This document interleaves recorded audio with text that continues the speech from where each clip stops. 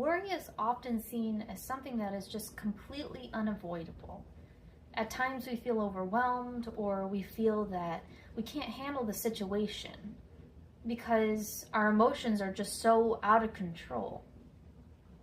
And we wonder, why is that? Why do we keep going back to the same pattern that we just seem to be in every single time a problem arises? I'm sure you felt the same way. Something happens, you go through something extremely difficult or hard, and you just feel like every time you go through a scenario, even if it's slightly different or if it's the same, you just keep doing it the same way and it just hurts you every time, and sometimes even worse the next time.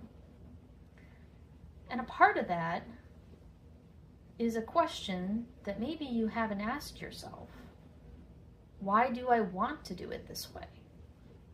Now, before you get upset at me and you start saying, well, I'm not controlling this. You're right, in a sense. You're not controlling the environment around you necessarily. There's some things we can't control, but there's certain parts of our environment that we can control. Our thought process is one of them. We can train our mind to handle the situation differently, but because we're so comfortable with doing it that way, and we know the outcome and the result, we stay in the same patterns. Now, a way that we can break away from it and be free of it is by retraining our brain to follow the process that is healthier. And I'm not talking about meditating necessarily, or painting or art or anything that would make you necessarily relaxed.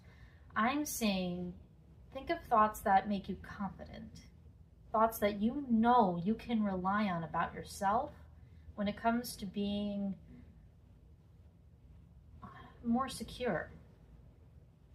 Like, say for instance, you're in a situation, as an example, say you're in a situation where you are having a lot of self-esteem problems. What made you feel like you had greater self-esteem before the problem?